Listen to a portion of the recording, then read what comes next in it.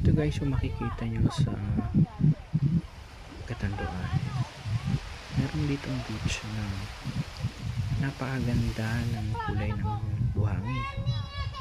Dito rin makikita nyo ang Mayon Volcano, since ito, beach na ito ay nakatapat sa Mayon Volcano. Napakapayapa ng buhay sa islang ito.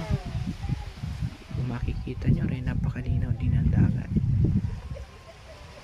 Malamig at presko ang simoy ng hangin. Masarap na balikan at magbakasyon kasama ang pamilya. Masarap din maligo sa dagat, napaka-presko at napakalamig ng tubig at napakalinis. Sana ma-experience nyo rin ito. At sana maisama nyo ang pamilya nyo sa lugar na ito, sa Catanduanes. Yun lang guys.